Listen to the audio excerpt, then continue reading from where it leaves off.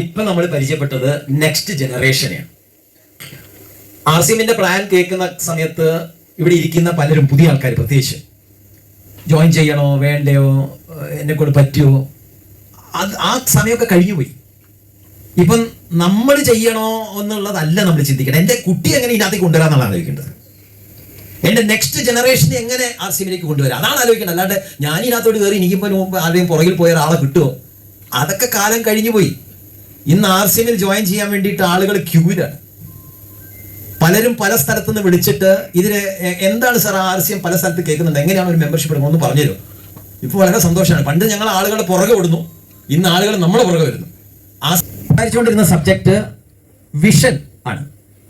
ആണോ? തണുപ്പ് കൂടുതലുണ്ടോ? ഒന്നെണീറ്റോക്കോ, ഇരുന്നോളൂ. എണീക്കാൻ പറയുമ്പോൾ നമ്മൾ എങ്ങനെ എണീക്കേണ്ടതെന്ന് അറിയാം? അങ്ങനെയല്ല, എനിക്ക് സ്വിഫ്റ്റ് ആയിട്ട് stand sit stand sit stand sit. നമ്മളെല്ലാം കുട്ടികളാണ്. നമ്മളൊക്കെ വെറുതെ എന്നെ വെറുതെ എന്താണ് പറഞ്ഞ താടി മീശ കറുത്തിരിക്കുന്നുണ്ടോ? ചില ചോദിച്ചത് താടി മാത്രം വെളുപ്പിച്ച് വെച്ചത്. ഞാൻ പറഞ്ഞു വയസ്സ് ഓർമ്മിക്കാൻ വേണ്ടി താടി വെളുപ്പും, എന്റെ പ്രതീക്ഷകൾ നഷ്ടപ്പെട്ടില്ല മീശ കറുപ്പും. അപ്പൊ vision is the art of seeing what is invisible to others. അത് നമുക്ക് കാണാൻ സാധിച്ചാൽ മാത്രമേ നമുക്ക് ആർസിഎമ്മിൽ തീരുമാനങ്ങൾ എടുക്കാൻ പറ്റുള്ളൂ. അങ്ങനെ തീരുമാനം എടുക്കുമ്പോഴാണ് നമ്മുടെ മക്കൾ നമ്മളോടൊപ്പം, നമ്മൾ എതിരിട്ട് നിൽക്കുന്ന ആൾക്കാരെല്ലാം നമ്മളോടൊപ്പം, നമ്മളോട് സഹകരിക്കാത്ത ആൾക്കാരുടെ സഹകരണം, ഇതെല്ലാം നമുക്ക് കിട്ടണമെങ്കിൽ നമുക്ക് ആ തലങ്ങൾ കാണാൻ സാധിക്കണം. അതിന്റെ ചില കാര്യങ്ങളിലേക്ക് ഞാനൊന്ന് കടന്നു പോവാം. തയ്യാറാണോ? ഈ എസിലൊന്നും ഞാൻ അടുത്ത സ്റ്റൈലിലേക്ക് പോകില്ല. യെസ്, അപ്പോ അടുത്തത് എന്ന് പറഞ്ഞാൽ നമ്മൾ പല ആപ്സ് കേട്ടിട്ടുണ്ട്, പലതരം ആപ്പുകൾ നമ്മൾ കേൾക്കാറുണ്ട്. യൂബർ, ഓള, ഇതിലൊക്കെ വണ്ടി ബുക്ക് ചെയ്ത ആൾക്കാർ ആരെങ്കിലും ഉണ്ടോ ഇവിടെ? യൂബറിലൊക്കെ വണ്ടി ബുക്ക് ചെയ്ത് യാത്ര ചെയ്യുന്ന ആൾക്കാർ എത്ര ആൾക്കാർ യാത്ര ചെയ്യാറുള്ളൂ? കോഴിക്കോട് യൂബറും ഓളയൊക്കെ ബുക്ക് ചെയ്യാനുള്ള ഫെസിലിറ്റി ഉണ്ട് ഇല്ലേ? ബുക്ക് ചെയ്ത ഉടനെ വണ്ടി വരും, നമ്മൾ എവിടെയാണെങ്കിലും അവിടെ നമ്മൾ തേടിയെത്തും. എന്റെ ചോദ്യം, ഈ യൂബറിനും ഓളയ്ക്ക് അവർക്ക് സ്വന്തമായിട്ട് കാറുണ്ടോ? ഉണ്ടോ? Yes or no? ഇല്ല. അടുത്തത് സ്വിഗ്ഗി, സൊമാറ്റോ, ഇതിൽ എല്ലാവരും ഫുഡ് ഓർഡർ ചെയ്ത് കഴിച്ച ആൾക്കാർ ആരെങ്കിലും ഇവിടെ ഉണ്ടോ? വളരെ കുറവാണല്ലോ. എന്താ ഓർഡർ ചെയ്യാത്തത്? ഓർഡർ ചെയ്യാറുണ്ട്, കഴിക്കാറുണ്ട് അല്ലേ? ഇത് പ്രത്യേകിച്ചും പിള്ളേരാണ് ഇതിന്റെ കൂടുതൽ എന്താണ് യൂട്ടിലൈസ് ചെയ്യാറ്. ഇവർക്ക് സ്വന്തമായിട്ട് ഹോട്ടൽ ഉണ്ടോ? Hello, yes or no? ഇല്ല. ഇക്സിഗോ, മേക്ക് മൈ ട്രിപ്പ്, ഇവരെല്ലാം വലിയ ട്രാവൽ ഏജൻസികളാണ്. ഓൺലൈനിൽ നമുക്ക് ഫ്ലൈറ്റ് ബുക്ക് ചെയ്യാം, ഹോട്ടൽസ് ബുക്ക് ചെയ്യാം, എന്താണ് പല ടൂറിസ്റ്റ് ട്രാവൽസ്, ബസ്, അങ്ങനെ പലതും നമുക്ക്, ട്രെയിൻ വരെ നമുക്ക് ഇതിനകത്ത് കൂടി ഓൺലൈനിൽ ബുക്ക് ചെയ്യാം. ഇവർക്ക് സ്വന്തമായിട്ട് എയർക്രാഫ്റ്റ് ഉണ്ടോ? സ്വന്തമായിട്ട് ബസ് ഉണ്ടോ? സ്വന്തമായിട്ട് ഹോട്ടൽസ് ഉണ്ടോ? ഒന്നുമില്ല. ആമസോൺ ഓർഡർ ചെയ്ത് എന്തെങ്കിലും സാധനം വരുത്തി വാങ്ങിയിട്ടുണ്ടോ? വാങ്ങിയ ആൾക്കാരും കൈവെക്കും. ഇവർക്ക് സ്വന്തമായിട്ട് സ്റ്റോർ ഉണ്ടോ? ഇല്ല. അവർക്ക് സ്വന്തമായിട്ട് തുണി കച്ചവടമോ അല്ലെങ്കിൽ തുണി മാനുഫാക്ചറിങ്ങോ എന്തെങ്കിലും പ്രൊഡക്റ്റുകൾ സ്വന്തമായിട്ട് തയ്യാറെടുക്കുക എന്തെങ്കിലും ചെയ്യുന്നുണ്ടോ ആമസോൺ? ഹലോ, ഒന്നുമില്ല. It's just an app. Big ബാസ്ക്കറ്റിൽ കൂടി ആരെങ്കിലും പച്ചക്കറിയോ അങ്ങനെ എന്തെങ്കിലും ഗ്രോസറീസ് ഓർഡർ ചെയ്ത് സാധനം വാങ്ങിയ ആൾക്കാർ ആരെങ്കിലും ഉണ്ടോ ഇവിടെ? അവർക്ക് സ്വന്തമായിട്ട് ഷോപ്പ് എന്തെങ്കിലും ഉണ്ടോ? Yes or no? ഇല്ല. ഇവർക്കൊന്നും സ്വന്തമായിട്ട് ഒന്നുമില്ല. ഇവരുണ്ടാക്കുന്ന പോലെ കാശും ആരും ഉണ്ടാക്കുന്നില്ല. ഒരു ഹോട്ടലുകാരനും ഒരു എയർക്രാഫ്റ്റുകാരനോ ഒരു കാറുകാരനോ ഒരു ടാക്സിക്കാരനോ ഒരു എയർക്രാഫ്റ്റുകാരോ ഉണ്ടാക്കുന്നതിനെക്കാട്ടിലും കൂടുതൽ കാശ് ഉണ്ടാക്കുന്ന ആൾക്കാരെ വരെ. ആ സെയിം പൊസിഷൻ ആർസിഎമ്മിൽ നമുക്കുള്ളത്. മനസ്സിലാക്കാൻ പ്രയാസമായിരിക്കും. സ്വന്തമായിട്ട് ഒരു കാർ പോലും ഇല്ല. ഞാൻ ഇവരുടെ ഒരു ചെറിയ കണക്ക് പറയാം. യൂബറിന്റെ മാത്രം ഒരു ചെറിയ കണക്ക് നിങ്ങൾക്ക് ഓൺലൈനിൽ ചെക്ക് ചെയ്താൽ അവരുടെ വരുമാനം കാണാം. 40,000-ഓളം ആളുകൾ യൂബറിൽ വർക്ക് ചെയ്യുന്നുണ്ട്. അപ്രോക്സിമേറ്റ്ലി ഒരു 50,000 രൂപ പെർ ഹെഡ് അവർക്ക് സാലറി കൊടുക്കുന്നുണ്ടെന്ന് കരുതിക്കോ. അത്രയും കൊടുക്കുന്നുണ്ടാവില്ല. അപ്പൊ 40,000 പേർക്ക് 50,000 രൂപ വെച്ചിട്ട് എത്ര രൂപ ചെലവായി? 20 കോടി. Hello, 20 crores. ഇതാണ് അവരുടെ ഒരു മാസത്തെ pay out. 20 crores per month. Maximum ആൾക്കാർ ഫീൽഡിലാണ് വർക്ക് ചെയ്യുന്നത്. ഇവർക്ക് സ്വന്തമായിട്ട് ഓഫീസൊന്നുമില്ല, ഓൺലൈനിലാണ് മാനേജിങ്. അവർക്ക് ചില ഫീൽഡ് ഇൻസ്പെക്ടേഴ്സ് ഉണ്ട്. ആ ഫീൽഡ് ഇൻസ്പെക്ടേഴ്സ് എവിടെയെങ്കിലും പ്രശ്നം ഉണ്ടെങ്കിൽ ഫീൽഡ് ഇൻസ്പെക്ടേഴ്സ് പോകും, കാര്യങ്ങൾ സോൾവ് ചെയ്യും. That's it, finish. ചില ഓൺലൈനിൽ വരുന്ന പ്രശ്നങ്ങൾ സോൾവ് ചെയ്യാൻ വേണ്ടി കുറച്ച് പേര് വർക്ക് ഫ്രം ഹോം വീട്ടിൽ ഇരുന്ന് പണിയെടുക്കുന്നുണ്ട്. No office, no expenses. ഈ 40,000 ആളുകൾക്ക് പേ ഔട്ട് കൊടുക്കണം, അത്രേ ഉള്ളൂ. ഇനി ഇവരുടെ വരുമാനം ബാംഗ്ലൂർ സിറ്റിയിൽ മാത്രം, ഹലോ, ബാംഗ്ലൂർ സിറ്റിയിൽ മാത്രം 5 ലക്ഷം യൂബർ കാർ ഓടുന്നുണ്ട്. ബാംഗ്ലൂർ സിറ്റി മാത്രം 5 lakhs. ഒരു ദിവസം ഒരു കാറിൽ നിന്നും 10 രൂപ കിട്ടിയാൽ, 10 കിട്ടുക, 100 രൂപയോളം കിട്ടുന്നുണ്ട്, അല്ലെങ്കിൽ 200 രൂപയോളം കിട്ടുന്നുണ്ട്, എത്രയും കിട്ടിക്കോട്ടെ. 10 രൂപ ഒരു ദിവസം കിട്ടിയാൽ ഒരു ദിവസം വരുമാനം 50 ലക്ഷം. റൈറ്റ്? അപ്പൊ ഇവർക്ക് ഈ 40 പേർക്ക് വരുമാനം കൊടുക്കാൻ എത്ര ദിവസത്തെ കാശ് വേണ്ടി വരും? 20 കോടി കിട്ടാൻ ഏതാണ്ട് ഒരു മാസം, അപ്രോക്സിമേറ്റ്ലി, മേ ബി 1 month. അങ്ങനെ ബാംഗ്ലൂർ മാറ്റിയ എത്ര സിറ്റികൾ ഇന്ത്യയിലുണ്ട്? കൽക്കട്ട, മുംബൈ, ചെന്നൈ, ഹൈദരാബാദ്, വിജയവാഡ തുടങ്ങി നിങ്ങൾ സിറ്റീസ് കണക്കൂട്ട്. ഡൽഹി, മേജർ സിറ്റീസിൽ ഇതിൽ ഞാൻ പറഞ്ഞവർക്ക് വളരെ ഒരു ചെറിയ കണക്കാണ്. ആക്ച്വലി വർക്ക്ഔട്ട് ചെയ്താൽ ഒരു സിറ്റിയിൽ നിന്ന് കിട്ടുന്ന വരുമാനം കൊണ്ട് അവർക്ക് കംപ്ലീറ്റ് അവരുടെ എംപ്ലോയീസിനെ പേ ഔട്ട് ചെയ്യാം. അതിന് കാരണം എന്താ? റീസൺ, ഇവർക്കൊരു ഇൻവെസ്റ്റ്മെന്റും ഇല്ല. ഒരു ആപ്പ് റൺ ചെയ്യണം. ആമസോണിന്റെ ഒക്കെ വരുമാനം കേട്ട് കഴിഞ്ഞാൽ നമ്മൾ ഞെട്ടിപ്പോവും. multi-billion ഇൻഡസ്ട്രിയാണ് അവർ റൺ ചെയ്യുന്നത്. Pay out is very less. അതേ പൊസിഷനിലാണ് നമുക്ക് RCM ഓഫർ ചെയ്തിരിക്കുന്ന പോസ്റ്റ്. ഒരു ഇൻവെസ്റ്റ്മെന്റും ഇല്ല. ഈ ആപ്പ് ഇവരാ റൺ ചെയ്യുന്നത്. ഇവിടെ RCMന്റെ ആപ്പ് കമ്പനി റൺ ചെയ്തോളൂ. നമ്മളത് അതിനകത്തേക്ക് നമ്മളെ ബിസിനസ് കയറ്റി വിട്ടാൽ മതി. നമുക്കൊരു ആപ്പ് റൺ ചെയ്യുന്ന എക്സ്പെൻസ് പോലും ഇല്ല. കിട്ടിയോ? ആ സെയിം പൊസിഷനിലാണ് നമ്മളുള്ളത്. ഇവരെന്താ ചെയ്യുന്നതെന്ന് വെച്ചിട്ടുണ്ടെങ്കിൽ ഇവര് കസ്റ്റമേഴ്സിനെയും വണ്ടിയുള്ള ആളുകളെയും കൂടി ക്ലബ് ചെയ്യുന്നു. ഇവരിന്റെ ഇടയിലുള്ള ഒരു ഏജന്റാ. ആരെയാണ് ക്ലബ് ചെയ്യുന്നത്? കസ്റ്റമേഴ്സിനെയും വണ്ടി ഓണേഴ്സിനെയും കൂടി ക്ലബ് ചെയ്യുന്നു. ആമസോൺ എന്താ ചെയ്യുന്നത്? കസ്റ്റമേഴ്സിനെയും ഷോപ്പ് ഓണേഴ്സിനെയും കൂടി ക്ലബ് ചെയ്യുന്നു. ഈ സൊമാറ്റോ, സ്വിഗ്ഗി ഒക്കെ എന്താ ചെയ്യുന്നത്? കസ്റ്റമേഴ്സിനെയും ഹോട്ടൽസുകളെയും കൂടി ക്ലബ് ചെയ്യുന്നു. ഈ ട്രാവലേഴ്സ് എന്താ ചെയ്യുന്നത്? കസ്റ്റമേഴ്സിനെയും ഈ ട്രാവലുമായിട്ട് ബന്ധപ്പെട്ട എയർക്രാഫ്റ്റും ബസ്സും കാറും ഒക്കെ ഉള്ള ആളുകളായിട്ട് ക്ലബ് ചെയ്യുന്നു. നമ്മൾ എന്താ ചെയ്യുന്നത്? കസ്റ്റമേഴ്സിനെയും RCMുമായിട്ട് ക്ലബ് ചെയ്യുന്നു. അത്രേ ഉള്ളൂ. നമ്മൾ വേറെ ഒന്നും ചെയ്യുന്നില്ല. നമുക്കത് മാത്രമേ ചെയ്യാനുള്ളൂ. ഇവരെ പോലെ തന്നെ നമുക്ക് multi-billionaires ആവാം. അങ്ങനെ ആയ ഇഷ്ടം പോലെ ആൾക്കാർ ലോകത്തിലുണ്ട്. ആ സെയിം ഓപ്പർച്യൂണിറ്റിയാണ് ഇന്ന് നമ്മുടെ മുന്നിൽ RCM തുറന്ന് ഇന്ത്യയിൽ തന്നിരിക്കുന്നത്. ഇത് നമുക്ക് മനസ്സിലായാൽ, ഇത് നമുക്ക് പെട്ടെന്ന് കാണാൻ പറ്റുന്ന കാര്യമല്ല, ഇത് നമുക്ക് മനസ്സിലായാൽ we are the next billionaires in India. അടുത്ത കോടീശ്വരന്മാരാണ്. മനസ്സിലായാൽ മാത്രം. മനസ്സിലാവാൻ എളുപ്പമല്ല. അതേപോലെ നമുക്ക് കാശുണ്ടാക്കാൻ പല വഴികളുണ്ട്. പല വഴികളിൽ കൂടി നമുക്ക് കാശുണ്ടാക്കാം. ജോലിക്ക് പോകാം. പലതരത്തിലുള്ള നമ്മളെ പഠിപ്പിനനുസരിച്ചിട്ട് നമുക്ക് പല സ്ഥലങ്ങളിൽ നമുക്ക് ജോലിക്ക് പോകാം. അതിനനുസരിച്ചിട്ട് ഉള്ള വരുമാനം നമുക്ക് വാങ്ങാം. പിന്നെ ഒന്ന് സെൽഫ് എംപ്ലോയിഡ്. ഇഷ്ടംപോലെ ആളുകൾ ഷോപ്പൊക്കെ തുറക്കുന്നുണ്ട്. ഷോപ്പ് ഒരു ബിസിനസ് ആണോ? ഷോപ്പ് ഒരു ബിസിനസ് ആണോ? നോ. പല ആളുകളും തെറ്റിദ്ധരിക്കും. ഒരു ഷോപ്പ് ഇട്ടാ ബിസിനസ്സായി. മോനെന്താ പണി? ബിസിനസ്സാ. എവിടെ? വലിയങ്ങാടിയിലെ കടയാണ്. വലിയങ്ങാടിയിലെ കട ബിസിനസ് അല്ല. ബിസിനസ് എന്ന് പറഞ്ഞാൽ അതിന്റെ മീനിങ് എന്താ? നമ്മളുടെ പ്രസൻസ് ഇല്ലാണ്ട് ഓടാൻ പറ്റുന്നതിനാ ബിസിനസ് എന്ന് പറയാം. ഒരു ഷോപ്പ്, ആ ഷോപ്പ് ഓണറിന്റെ പ്രസൻസ് ഇല്ലാണ്ട് ഓടുവോ? നോ. അയാൾ രാവിലെ 4 മണിക്ക് പോയി തുറക്കണം, രാത്രി 10-11 മണി വരെ ഇരിക്കണം, എന്നാലേ ആ ഷോപ്പ് റണ്ണാവുള്ളൂ. അത് ബിസിനസ് അല്ല, അതൊരു ജോലി തന്നെയാണ്.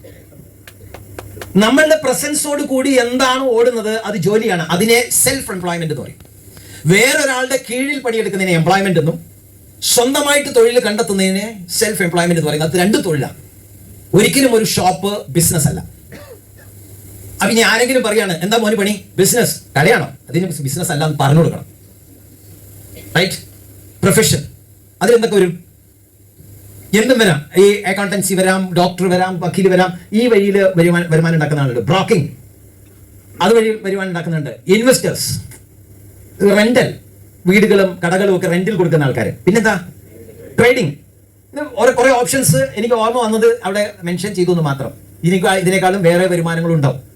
റൈറ്റ്? ഇതൊക്കെ ഉണ്ട്. ഇതിലൊക്കെ നമ്മൾ ചെക്ക് ചെയ്ത് കഴിഞ്ഞാൽ നമുക്ക് മനസ്സിലാവും ഒരു ജോലി അല്ലെങ്കിൽ ഒരു ബിസിനസ്, അത് എന്തുമായിക്കോട്ടെ, ട്രേഡിങ്ങോ ഇൻവെസ്റ്റ്മെന്റോ എന്തും ആയിക്കോട്ടെ, അവിടെ നമുക്ക് യൂഷ്വലി ഒരു സോഴ്സ് ഓഫ് ഇൻകം മാത്രമേ ഉള്ളൂ.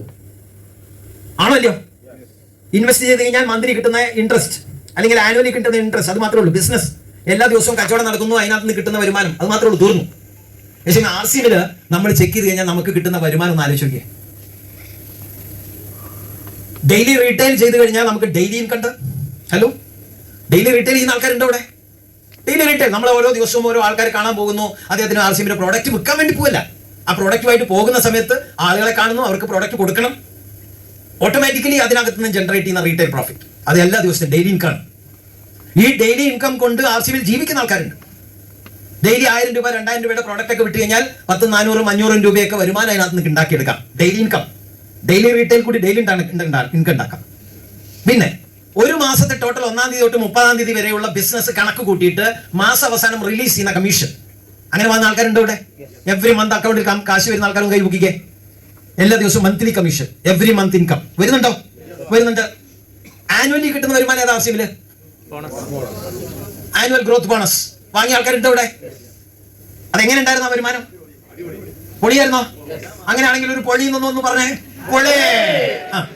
ആനുവൽ ഇൻകം അതൊരു അടിപൊളി ഇൻകം RCMല്. ലക്ഷങ്ങളാണ് കഴിഞ്ഞ മാർച്ചില് ബിസിനസ് ക്ലോസ് ചെയ്ത് ഏപ്രിൽ മെയ് മാസത്തിൽ ഈ മാസം RCMന്റെ ഡിസ്ട്രിബ്യൂട്ടേഴ്സിന്റെ അക്കൗണ്ടിൽ വന്ന വീണ കാശ് ലക്ഷങ്ങളാണ്. ചില ആളുകൾ പറഞ്ഞു, സാറേ അത് അക്കൗണ്ട് കണ്ട് ഞാൻ എന്റെ കണ്ണ് കുറച്ചു നേരം മഞ്ഞടിച്ചു പോയി. അത് വരുമാനം കണ്ടിട്ടില്ല. ഒരാൾ വീട് ഉണ്ടാക്കിക്കൊണ്ടിരിക്കുന്നു, അദ്ദേഹം വീട് ഉണ്ടാക്കിക്കൊണ്ടിരിക്കുന്ന ആളുടെ അക്കൗണ്ടിലേക്ക് ഇതെങ്ങനെ അടുത്ത മാസം സിമെന്റ് ഇറക്കണം, കമ്പി ഇറക്കണം ഇങ്ങനെ ആലോചിച്ച് കൊടുക്കുമ്പോഴാണ് അക്കൗണ്ടിലേക്ക് ആനുവൽ ബോണസ് വന്ന് വീഴുന്നത്. സമാധാനമായി. ഇഷ്ടം പോലെ കാശ്. ആനുവൽ ബോണസ്, ആനുവലി വരുമാനം. പിന്നെന്താ ഈ ലോങ് ടേം? അതാണ് നമ്മൾ നേരത്തെ എൻ്റെ വൈഫ് ഇവിടെ പരിചയപ്പെടുത്തിയ നെക്സ്റ്റ് ജനറേഷൻ. അവർക്കും കൂടിയുള്ള വരുമാനം ഇവിടെ ഓഫേർഡാണ്, ഇവിടെ ഗ്യാരണ്ടീഡ് ആണ്. ഇതൊന്നും ഒരു ജോലിയിലോ ഒരു ബിസിനസ്സിലോ ഒന്നും ഗ്യാരണ്ടീഡ് അല്ല. ആ കട നടത്തി കഴിഞ്ഞാൽ അയാൾക്ക് അന്ന് ജീവിച്ചു പോകാം. ഒരു ബിസിനസ് ഇട്ടാൽ അത് ആ പേരൻസ് ആ ബിസിനസ് റൺ ചെയ്യുന്ന ആളാണെന്നുണ്ടെങ്കിൽ പ്രോപ്പറായിട്ട് മേ ബി അദ്ദേഹം ആ business rental business parents maybe rent വാങ്ങുന്നുണ്ടാവും, മക്കൾ അത് കണ്ടിന്യൂ ചെയ്യണമെന്നില്ല. ദൂർത്തടിച്ച് പ്രോപ്പർട്ടികളൊക്കെ വിറ്റ് പോകാൻ വലിയ സമയമൊന്നും വേണ്ട. RCM എന്ന് പറയുന്ന പ്രസ്ഥാനം നമ്മൾ ക്രിയേറ്റ് ചെയ്യുന്ന ടീമിനെ ഒരാൾക്ക് നശിപ്പിക്കാൻ പറ്റില്ല. ഞാൻ ബിൽഡ് ചെയ്ത ടീം എന്റെ മക്കൾക്ക് നശിപ്പിക്കാൻ പറ്റില്ല. ഇന്ന് കേരളത്തിലെ ബിസിനസ് ഇവിടുന്ന് ഡെവലപ്പ് ചെയ്തു, തമിഴ്നാട്ടിൽ പോയി, തമിഴ്നാട്ടിൽ നിന്ന് ഒറീസയിൽ പോയി, ഒറീസയിൽ നിന്ന് വെസ്റ്റ് ബംഗാളിൽ പോയി, അവിടുന്ന് എവിടേക്കോ അത് കറങ്ങി തിരിഞ്ഞ് ആസാം വരെ എത്തിയിട്ടുണ്ട്. എന്റെ മകൻ എന്റെ ID കൊടുത്താൽ അവനെ അവിടെ പോയി നശിപ്പിക്കാനാ? അവൻ ഒറീസയിൽ പോയിട്ട് മോനെ പല്ല് തേക്കരുതെന്ന് പറയാൻ പറ്റുമോ? നീ പല്ല് തേച്ചാൽ എന്റെ അക്കൗണ്ടിലേക്ക് കാശ് വരുന്നു, അത് വലിയ ബുദ്ധിമുട്ടാവുന്നു. എങ്ങനെ നശിപ്പിക്കാൻ പറ്റും? പക്ഷേ നമ്മൾ വാങ്ങിക്കൂട്ടുന്ന പ്രോപ്പർട്ടി എന്റെ മക്കൾക്ക് നശിപ്പിക്കാം പറ്റുമോ? പറ്റും. ഞാൻ ഇൻവെസ്റ്റ് ചെയ്ത എന്റെ കാശ്, എന്റെ ബാങ്കിൽ കിടക്കുന്ന കാശ് എന്റെ മക്കൾക്ക് നശിപ്പിക്കാൻ പറ്റുമോ? ഹലോ, ഡ്രഗ്സ് അടിച്ചിട്ട് വീട്ടിൽ പ്രശ്നമുണ്ടാക്കി അച്ഛനും അമ്മയും പേരൻസ് ഉണ്ടാക്കിയ കാശുകൾ നശിപ്പിക്കുന്ന മക്കളുണ്ടോ? ഇഷ്ടം പോലെ ഉണ്ട്. RCM അവർക്ക് തൊടാൻ സാധിക്കില്ല. വൺസ് അത് ബിൽഡ് ചെയ്താൽ മാത്രമേ പ്രയാസമുള്ളൂ. വൺസ് ബിൽഡ് അത് ആർക്കും ഒന്നും ചെയ്യാൻ പറ്റില്ല. അതങ്ങനെ വളർന്നു പോയിക്കൊണ്ടേയിരിക്കും. അതാണ് അതിന്റെ പ്രത്യേകത. ഈ 4 സോഴ്സ് ഓഫ് ഇൻകം ഈ ഒരു ബിസിനസ്സിലും ഒരു പ്രൊഫഷനിലും നമുക്ക് കിട്ടില്ല. It is only possible in RCM. നമ്മൾ ചെയ്യുന്ന വർക്കില് നമുക്ക് 4 രീതിയിലാണ് അതിന്റെ പേ ഔട്ട് വരുന്നത്, ഇൻക്ലൂഡിങ് നമ്മളെ ജനറേഷൻസിനെ വരെ ടേക്ക് കെയർ ചെയ്യാൻ പറ്റുന്ന ബിസിനസ്സിലാണ് നമ്മളുള്ളത്. ഇതൊരു ജോലിയിലും ബിസിനസ്സിലൊന്നും പോസിബിൾ അല്ല. ഇതൊന്നും നേരിട്ട് പെട്ടെന്നൊന്നും പറഞ്ഞു കഴിഞ്ഞാൽ RCMന്റെ പ്ലാൻ പറഞ്ഞൊന്നും ഒരാൾക്ക് മനസ്സിലായിക്കൊള്ളുന്നില്ല. ഇതെല്ലാം ഇൻവിസിബിൾ ആണ്. ഇത് കാണാൻ സാധിച്ചാൽ നമുക്ക് ലോങ് ടേമിൽ ഒരു വിഷനോട് കൂടി നമുക്ക് കുറച്ചൊന്ന് വർക്ക് ചെയ്യാം. അതല്ലെങ്കിൽ ആരെങ്കിലും കൊണ്ടുവരുന്ന തേപ്പൊട്ടിയിൽ കൊണ്ടിട്ട് നമ്മൾ വെച്ചുകൊടുക്കും. Other benefits in RCM. ഇത് മാത്രമല്ല, ഇത് വരുമാനത്തിന്റെ കഥയാണ് ഞാനിവിടെ പറഞ്ഞത്. വരുമാനം മാത്രമല്ല RCMൽ നമുക്ക് കിട്ടുന്നത്, മറ്റ് ബെനിഫിറ്റ്സ്. ഹെൽത്ത് കിട്ടും RCMന്റെ പ്രോഡക്റ്റുകൾ യൂസ് ചെയ്താൽ. ന്യൂട്രീഷൻ യൂസ് ചെയ്തിട്ട് ഡയബറ്റിക്, ഇൻസുലിൻ ഇഞ്ചക്ഷൻ എടുത്തുകൊണ്ടിരുന്ന ആൾക്കാർ ഇൻസുലിൻ വിട്ട ആൾക്കാർ ഉണ്ട് RCMലുണ്ട്. ഇവിടെ ഉണ്ടോ? ഓയിൽ, നമ്മളെ ഹെൽത്ത് കാർഡ് ഓയിൽ കുടിച്ചിട്ട് പൈൽസ്, അൾസർ, ഗ്യാസ്ട്രിക് ആസിഡിറ്റി തുടങ്ങിയിട്ടുള്ള പ്രശ്നങ്ങൾക്ക് മാറ്റം വന്ന ആൾക്കാർ ഇഷ്ടം പോലെ ഉണ്ട്. അങ്ങനെ വന്ന ആൾക്കാർ ആരെങ്കിലും ഇവിടെ ഉണ്ടോ? കൈ പൊക്കിയിട്ടുണ്ടെങ്കിൽ നിങ്ങൾ വിളിച്ചുകൊണ്ടുവന്ന ആൾക്കാർക്ക് ഗുണം ചെയ്യും. ഓക്കെ. അതേപോലെ വളമായാലും ശരി, കോസ്മെറ്റിക്സ് ആയാലും ശരി, അത് ഉപയോഗിക്കുന്ന വഴി കിട്ടുന്ന ആരോഗ്യം, ഹെൽത്ത്, റിലേഷൻസ്. ഞാൻ എൻ്റെ 19ാമത്തെ വയസ്സിൽ കേരളം വിട്ടതാണ്, എയർഫോഴ്സിലേക്ക്. എൻ്റെ ചെറിയ പ്രായത്തിൽ ഞാൻ കേരളം വിട്ടതാണ്. അപ്പോൾ എനിക്ക് കോളേജിലുള്ള കുറച്ച് ഫ്രണ്ട്സ് അല്ലാണ്ട് കേരളത്തിൽ എനിക്ക് ആരും പരിചയമില്ല. ഞാൻ ആവശ്യമായിട്ട് കേരളത്തിലേക്ക് വന്ന സമയത്ത് ആകപ്പാട് എനിക്ക് പരിചയമുള്ള ഒരാളാണ് ഈ രാജേട്ടൻ. ഇദ്ദേഹത്തിനെ ഒന്ന് വരുമോ? ഇദ്ദേഹത്തിനെ മാത്രം എനിക്കറിയില്ലായിരുന്നു കേരളത്തിൽ. ഇദ്ദേഹത്തിനെ കണ്ടു, ആരെങ്കിലും പിടിക്കണ്ടേ? അപ്പൊ മൂപ്പരെ ഞാൻ വട്ടം പിടിച്ച് എന്താണെന്നറിയില്ല, എൻ്റെ ഒരു ഭാഗ്യം എന്ന് വിചാരിക്കട്ടെ, എനിക്ക് കേരളത്തിൽ ഒരു വിത്ത് ഇടാൻ വേണ്ടിയിട്ട് ആദ്യമായിട്ട് എൻ്റെ അടുത്ത് നിന്ന് ഒരു എൻട്രി എടുത്ത ആളായി. ഫസ്റ്റ് എൻട്രി, ഫസ്റ്റ് വിത്ത് ഇദ്ദേഹത്തിന്. അതിനുശേഷം നമ്മളെ സുബിൻ അച്ഛനെ കിട്ടി. സുജിത് സാർ എന്നോട് ചോദിച്ചു, ആരെങ്കിലും വേറെ ആൾക്കാർ ജോയിൻ ചെയ്തിട്ടുണ്ടോ? അദ്ദേഹം ഭയങ്കര ബ്രില്യൻ്റ് ആണ്, എൻ്റെ വൈഫ് പറയുന്നത്. അപ്പൊ ഞാൻ അതിനെക്കാളും ബുദ്ധി ഉപയോഗിച്ചു. ഞാൻ പറഞ്ഞു, you are the first person. അതിനുശേഷം ആ മനസ്സിലായ രാജേട്ടൻ കയറിയിട്ടുണ്ട്. ഉയ്യോ, പെട്ടെന്ന് റൈറ്റ്. നമുക്ക് ഇഷ്ടം പോലെ റിലേഷൻ. അതിനുശേഷം അത് ഞങ്ങൾ സുജിത് സാറിനെ കേരളത്തിന്റെ പരശുരാമൻ എന്നാ പറയാം. അദ്ദേഹം ഇവിടുന്ന് ആർസിമിന്റെ പെട്ടി എടുത്ത ഒറ്റ കേരളം മുഴുവൻ ആർസിമിന്റെ ഡിസ്ട്രിബ്യൂട്ടേഴ്സ്. നമുക്ക് വളരെ കുറെ ആളുകളുടെ റിലേഷൻസ്, ഇൻഫ്ലുവൻസ്. കഴിഞ്ഞ ദിവസം ഉടുപ്പിയിൽ കേട്ടോ വേണു സാർ, ഞങ്ങൾ കഴിഞ്ഞ ദിവസം ഉടുപ്പി കൃഷ്ണ ടെമ്പിളിന്റെ അവിടെ ഒന്ന് ദർശനത്തിന് ചെന്നു. ഞങ്ങൾ മൂകാംബികൻ തിരിച്ചു വരുന്നേ. അപ്പൊ അവിടെ കയറി ഭയങ്കര ക്യൂ, ഒരു രക്ഷയില്ല. ട്രെയിനാണ് 3 മണിക്ക് ഉണ്ട്. അവിടെ ഞങ്ങൾ പൂനെയിലേക്ക് പോവാം, ഒരു രക്ഷയില്ല. അവിടുന്ന് ഇമ്മീഡിയറ്റ്ലി അവിടെയുള്ള നമ്മളെ ഡിസ്ട്രിബ്യൂട്ടേഴ്സിനെ വിളിച്ചു, ഒരു ദർശനം വേണമല്ലോ ഇമ്മീഡിയറ്റ്. അവിടുന്ന് ടക്ക പോലീസ്, അവിടുന്ന് പോലീസിന് അവിടുത്തെ സെക്യൂരിറ്റിയിലേക്ക് കോൾ വന്നു. 5 മിനിറ്റ് കൊണ്ട് ഞങ്ങൾ ദർശനം കഴിഞ്ഞു. ഹലോ, ഇൻഫ്ലുവൻസ് എവിടെയും. ആർസിഎമ്മിൽ നമ്മളുടെ ബന്ധം അങ്ങനെയാണ്. അങ്ങനെയാണോ വേണം സർ? അല്ലേ? ഇഷ്ടം പോലെ അടിയുറച്ച ബന്ധങ്ങളാണ് നമുക്ക് ആർസിഎമ്മിൽ. Relations, popularity, respect, peace of mind, happiness. എല്ലാ അസുഖങ്ങൾക്കുമുള്ള ഒറ്റമൂലിയാണ് ഹാപ്പിനെസ്. നമുക്ക് സന്തോഷത്തോടു കൂടി ഇരിക്കാൻ പറ്റിയ പല അസുഖങ്ങളും നമുക്ക് ചിരിച്ചു മാറ്റാൻ പറ്റും. ബാംഗ്ലൂരിൽ ഒരു എന്താണ് ചിരി പാലസ് ഉണ്ട്. അവിടെ ചെന്നിരുന്ന് കഴിഞ്ഞാൽ പൊട്ടിച്ചിരിക്കുകയാണ്. അവിടുത്തെ ട്രീറ്റ്മെന്റ് അതാണ്. കേട്ടിട്ടുണ്ടോ അതിനെ പറ്റിയിട്ട്? ചിരി ട്രീറ്റ്മെന്റ്. ആർസിഎമ്മിൽ നമുക്ക് നമ്മുടെ സന്തോഷം, കാരണം വെച്ചിട്ടുണ്ടെങ്കിൽ എവിടെയും പോയി റിപ്പോർട്ട് ചെയ്യാനില്ല. നമുക്ക് എവിടെയും റിപ്പോർട്ട് ചെയ്യാനില്ല, നമ്മളെ കൺട്രോൾ ചെയ്യാൻ ആൾക്കാരില്ല, നമുക്ക് ടാർഗറ്റ് തരാൻ ആൾക്കാരില്ല, ടാർഗറ്റ് ചെയ്താലും ചെയ്തില്ലെങ്കിലും ചോദ്യം ചെയ്യാൻ ആളുകളില്ല. ഇതെല്ലാം ജോലിയിലും ബിസിനസ്സിലും ഒക്കെ ഉണ്ട്. ടെൻഷൻ ഉണ്ട്, റിസ്ക് ഉണ്ട്. ജോലി പോകുമോ എന്നുള്ള റിസ്ക്, പണം പോകുമോ എന്നുള്ള ടെൻഷൻ, ഭയം, ഇതൊന്നും ഇവിടെ ഇല്ല. അപ്പൊ ഹാപ്പിനെസ്, ലിവിങ് സ്റ്റാൻഡേർഡ്സ് അത് മാറുകയാണ് ആൾക്കാരുടെ. വാടക വീട്ടിൽ താമസിച്ച ആൾക്കാർ സ്വന്തം വീട്ടിലേക്ക് മാറി. ആർസിഎമ്മിന്റെ ഉൽപ്പന്നങ്ങൾ ഉപയോഗിക്കാൻ പ്രേരിപ്പിക്കുന്നു. അത്ര തന്നെ ഉള്ളൂ. ആർസിഎമ്മിൽ വേറെ വലിയ പ്രത്യേകിച്ച് ഒന്നും ചെയ്യാനില്ല. നമ്മൾ യൂബർ, ഓള പോലെ തന്നെ നമ്മളൊരു ഇടനിലക്കാരനായിട്ട് നിൽക്കുന്നു. കസ്റ്റമേഴ്സിനെയും ആവശ്യക്കാരനെയും സപ്ലൈ ചെയ്യുന്ന ആളുകളുമായിട്ട് കണക്ട് ചെയ്യുന്നു. അവരാണ് നമ്മൾ. നമുക്കിവിടെ ഇൻവെസ്റ്റ്മെന്റ് ഒന്നും ഇല്ല. ആപ്പ് പോലും നമുക്ക് റൺ ചെയ്യണ്ട, അത് കമ്പനി റൺ ചെയ്തോളും. അക്കൗണ്ടിങ്സ് അവർ നോക്കിക്കോളും. നമ്മൾ ക്ലബ്ബ് മാത്രം ചെയ്താൽ മതി. ഇങ്ങനത്തെ മീറ്റിംഗ് ഒക്കെ വരുമ്പോൾ ഇവിടേക്ക് ആളുകളെ വിളിച്ചുകൊണ്ട് വരിക, പിക്കപ്പ് സെന്ററുകളിലേക്ക് ആളുകളെ വിളിച്ചുകൊണ്ട് പോവുക, പ്രോഡക്റ്റുകൾ കാണിച്ചു കൊടുക്കുക, കസ്റ്റമേഴ്സിനെ ആർസിഎം പരിചയപ്പെടുത്തി കൊടുക്കുക. ഇത്രയേ ഉള്ളൂ നമുക്ക് പണി. ഇത് പറയുന്നതാണ് ഭയങ്കര പ്രശ്നമായിട്ടാണ് പറയുന്നത്. കുറേയായി സാർ ശ്രമിക്കുന്നു, ഒരാളും പറഞ്ഞിട്ട് കേൾക്കുന്നില്ല. ആദ്യം നീ പോയിരുന്നു പഠിക്കും. ഇവൻ പറയുന്ന മറ്റുള്ളവർക്ക് മനസ്സിലാവണ്ടേ? പറഞ്ഞു കൊടുക്കുന്നുണ്ട്, പ്ലാൻ പറഞ്ഞു കൊടുക്കുന്നുണ്ട്, പ്രോഡക്റ്റ് പറഞ്ഞു കൊടുക്കുന്നത്. എന്തായി പറയുന്നത് നീ കേൾക്കുന്നത് മനസ്സിലാവുന്നില്ല. അപ്പോൾ അത് നമ്മൾ ആദ്യം പഠിക്കണം. അതിനുശേഷം നമുക്ക് ട്രാവൽ ചെയ്യാം. ഇപ്പം ബിൽവാരയിലും ദൂരിയിലും ഒക്കെ പോയി വന്ന ആൾക്കാർ ഇവിടെ ഉണ്ടോ? എങ്ങനെ ഉണ്ടായിരുന്നു ടൂറ്? അടിപൊളി ടൂർ. പഞ്ചാബിൽ പോയി, ബിൽവാരയിൽ പോയി, അവിടെയൊക്കെ കറങ്ങി. താജ്മഹൽ കണ്ടോ? എവിടെയല്ലോ എന്തെല്ലോ കണ്ടു. റൈറ്റ്. ട്രാവൽ, ഫ്രീഡം, സ്വാതന്ത്ര്യം, സെക്യൂരിറ്റി. സ്വന്തം കാർ എടുത്ത് കാശ്മീർ വരെ പോയി. എന്ത് ചെയ്യാലോ, ആരും ചോദിക്കാനില്ലല്ലോ. ഇതെല്ലാം നമുക്ക് നേടിയെടുക്കണം എന്നുണ്ടെങ്കിൽ നമ്മളെ ബിസിനസിനെ ഒന്ന് എക്സ്പാൻഡ് ചെയ്യണം. വേണ്ടിയോ? നമ്മൾ ബിസിനസിനെ ഒന്ന് എക്സ്പാൻഡ് ചെയ്യണം. അതായത് എങ്ങനെ നമുക്ക് നമ്മുടെ ബിസിനസ് എക്സ്പാൻഡ് ചെയ്യാം? 4 രീതിയിൽ നമുക്ക് നമ്മുടെ എക്സിസ്റ്റിംഗ് കറന്റ് ബിസിനസിനെ നമുക്ക് എക്സ്പാൻഡ് ചെയ്തെടുക്കാൻ പറ്റും. നമ്പർ 1, സപ്പോസ് എന്റെ ടീമിൽ ഇന്ന് 1000 പേരുണ്ട്. അവര് 1500 PV വെച്ച് വാങ്ങുന്നുണ്ട് എന്ന് കൺസിഡർ ചെയ്യാം. അത് 10 ആവാം, 100 ആവാം, 20 ആവാം, 50 ആവാം, എത്ര വേണേയാവാം. കൗണ്ട് 1500 PV വെച്ചായി കഴിഞ്ഞാൽ 1000 പേര് 1500 PV-യുടെ ടേൺ ഓവർ ചെയ്താൽ എന്റെ ടേൺ ഓവർ എത്ര? ഗ്രൂപ്പ് ടേൺ ഓവർ 15 ലക്ഷം. റൈറ്റ്. ഞാനൊരു പേൾ അച്ചീവർ. ഇവിടെ പേൾ അച്ചീവേഴ്സ് ഒക്കെ നമ്മൾ സ്റ്റേജിൽ കണ്ടു. പേൾ അച്ചീവേഴ്സ് ഒന്ന് നീക്കിക്കാവും. ഇവിടെ ഓൾറെഡി ഉള്ള പേൾ അച്ചീവേഴ്സ് ഒന്ന് കണ്ടോളൂ. നല്ല കൈയടി ആയിക്കോട്ടെ. നമ്മുടെ പേൾ അച്ചീവേഴ്സിന് ഏതാണ്ട് 50,000-നും 1,00,000-നും ഇടയ്ക്ക് മാസ വരുമാനം വാങ്ങുന്ന ആൾക്കാരാണ്. റൈറ്റ്. Thank you. ഇവർക്ക് അടുത്ത ലെവലിലേക്ക് കയറണമെന്നുണ്ടെങ്കിൽ ഇവരൊന്നും ചെയ്യണ്ട. ഇവർക്ക് സ്റ്റാർ പേൾ എന്ന് പറയുന്ന ലെവലിലേക്ക് കയറാൻ കമ്പനി തന്നെ ഹെൽപ്പ് ചെയ്യും. എങ്ങനെ? ഒരു പുതിയ പ്രോഡക്റ്റിന്റെ ലോഞ്ച് കമ്പനി ചെയ്താൽ ഇവർ ഓട്ടോമാറ്റിക്കലി ഇവർ അടുത്ത ലെവലിലേക്ക് കയറും. ഈ 1000 പേർക്ക് വേണ്ട ഗൈഡൻസ് കൊടുത്താൽ മതി. ഒരു പുതിയ പ്രോഡക്റ്റ് ഇറങ്ങിയിട്ടുണ്ട്. എത്രയാണ് ആ പ്രോഡക്റ്റിന്റെ PV? 500 PV. ഓൾറെഡി 1500 ചെയ്തുകൊണ്ടിരിക്കുന്ന ആൾക്കാർ അതിന്റെ കൂട്ടത്തിൽ ഒരു 500 കൂടി അടിച്ചു കഴിഞ്ഞപ്പോൾ പേൾ അച്ചീവേഴ്സിന് ടേൺ ഓവർ 20 ലക്ഷത്തിലേക്ക് കയറി. ഇതിനു വേണ്ടി ഞാൻ പുതിയൊരാളെ കണ്ടുപിടിച്ചോ? ഹലോ, പുതിയൊരാളെ കണ്ടുപിടിച്ചോ? ഒന്നുമില്ല. കമ്പനിയുടെ സൈഡിൽ നിന്നും അവരൊരു പുതിയ പ്രോഡക്റ്റ് ലോഞ്ച് ചെയ്തപ്പോൾ എന്റെ ടേൺ ഓവർ കയറി. Hello, right? ഇത് ഇനി അങ്ങോട്ട് വരുന്ന കാലങ്ങളിൽ നമുക്ക് ഓരോരുത്തർക്കും സംഭവിക്കാൻ പോകുന്ന കാര്യങ്ങളാണ്. നമ്മൾ ക്രിയേറ്റ് ചെയ്ത ഒരു വലിയ നെറ്റ്വർക്ക്, വലിയൊരു ടീം, 1000 പേരോ 500 പേരോ 100, 200, 1000, 2000, 10000 പേരുടെ ഒരു ടീം നമ്മൾ ക്രിയേറ്റ് ചെയ്തപ്പോൾ കമ്പനി ഒരു പുതിയ പ്രോഡക്റ്റ് ലോഞ്ച് ചെയ്യും. ഇത് ആളുകൾക്ക് ആവശ്യമുള്ള സാധനമായിരിക്കും. ഇത് നമ്മൾ ക്രിയേറ്റ് ചെയ്ത നെറ്റ്വർക്കിലുള്ള ആളുകൾ പർച്ചേസ് ചെയ്യണം പുതിയ പ്രോഡക്റ്റ്. ആ പുതിയ പ്രോഡക്റ്റ് ഉപയോഗിച്ച് നോക്കാം എന്നുള്ള ഒരു ആകാംക്ഷയ്ക്ക് വേണ്ടിയിട്ട് അവർ വാങ്ങുന്നതോട് കൂടി എനിക്ക് ഇന്ന് നടന്നുകൊണ്ടിരിക്കുന്ന ടേൺ ഓവർ നെക്സ്റ്റ് ലെവലിലേക്ക് ജമ്പ് ആവുകയാണ്.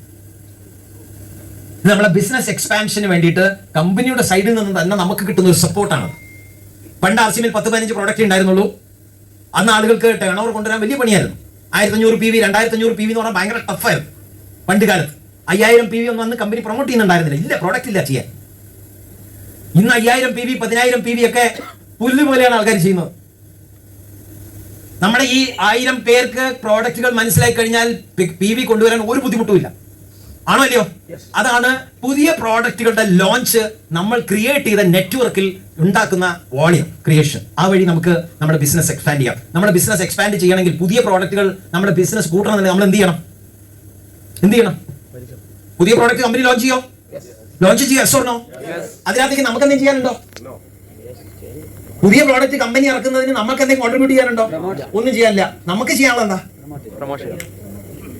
നമ്മുടെ ടീമിന്റെ സൈസ് കൂട്ടുക, നമ്മുടെ ടീമിന്റെ എണ്ണം, മെമ്പേഴ്സിന്റെ എണ്ണം കൂട്ടുക, അതിനകത്തേക്ക് കൂടുതൽ ജോയിനിങ്സ് കൊണ്ടുവരിക, കൂടുതൽ സ്ട്രെങ്ത് ഉള്ള ഒരു ടീം ആക്കി കൊണ്ടുവരിക. ഓട്ടോമാറ്റിക്കലി പർച്ചേസ് നടന്നോളും. ആ ടേൺ ഓവർ നമുക്ക് ആഡ് ആയിക്കോളും. റൈറ്റ്? അപ്പൊ create your team, build it. രണ്ടാമത്തത് എക്സ്പാൻഡിങ് യുവർ ബിസിനസ്. നമ്മൾ പുതിയ പുതിയ സ്ഥലങ്ങളിലേക്ക് നമ്മുടെ ബിസിനസിനെ എക്സ്പാൻഡ് ചെയ്യണം. ഉള്ള സ്ഥലത്ത് തന്നെ കറങ്ങി നടക്കാതെ കൂടുതൽ പുതിയ പുതിയ സ്ഥലങ്ങളിലേക്ക് നമ്മൾ ബിസിനസ് എക്സ്പാൻഡ് ചെയ്യാം. പുതിയ ആൾക്കാർ, പുതിയ സ്ഥലം, പുതിയ ഡിസ്പ്ലേ വാൾസ്, പുതിയ ഏരിയയിലേക്ക് നമ്മൾ ബിസിനസ് എക്സ്പാൻഡ് ചെയ്യുന്ന സമയത്ത് നമ്മൾ അവിടെ ആരായി മാറും? We become visiting leaders. നമ്മൾ ഉള്ള സ്ഥലത്ത് തന്നെ നമ്മൾ ബിസിനസ് ബിൽഡ് ചെയ്യാൻ ശ്രമിക്കുന്ന സമയത്ത് കുറച്ച് കാലം കഴിയുമ്പോൾ നമ്മൾ അവരിൽ ഒരാളായി മാറും. പിന്നെ നമ്മൾ പറയുന്ന ഒരു കേൾക്കൂല. വേണു സാർ പറയുന്നത് ഷിജു കേൾക്കൂല. അതിന്റെ കാരണം എന്താ? വേണു സാറിനെ എപ്പോഴും കാണാം. വേണു സാർ ഷിജുവിനെ ഇങ്ങോട്ട് വന്ന് പറഞ്ഞാൽ ഷിജു അങ്ങോട്ട് പോകും. ഞാൻ വെറുതെ ഒരു എക്സാമ്പിൾ ആയിട്ട് പറയുന്നുണ്ടോ. ഷിജു അങ്ങനെ അല്ലാന്ന് നമുക്ക് എല്ലാവർക്കും അറിയുന്ന കാര്യമാണ്. ഇത്രയും അനുസരണയുള്ള ഒരാൾ നമ്മുടെ ടീമിലുണ്ടോ? നമ്മുടെ കൂട്ടത്തിലുള്ള ആളുകളുടെ കൂടെ എപ്പോഴും നിൽക്കുന്ന സമയത്ത്, നമ്മൾ അവരിൽ ഒരാളായി മാറുന്ന സമയത്ത് നമ്മൾ പറയുന്ന വാക്കുകൾ അവർ ശ്രദ്ധിച്ചോളണമെന്നില്ല. പറയുന്നത് വർത്ത്ഫുൾ ആയിരിക്കും, വളർച്ചയ്ക്ക് വേണ്ടിയിട്ടായിരിക്കും. അതേസമയം ഒരു വിവരവും ഇല്ലാത്ത ഒരാൾ വന്ന് മൂന്നാമത്തെ ഒരാൾ പറയുമ്പോൾ അയാൾ ഇങ്ങനെ അന്തം വിട്ടു. ഓഹോ, അങ്ങനെയാണോ? അയാൾ വെറും മണ്ടത്തിലേക്ക് പറഞ്ഞിട്ടുണ്ടാവുക. അതാരെ ഉദ്ദേശിച്ച പറഞ്ഞു? അനുഭവം കൊണ്ട് പറഞ്ഞതാ.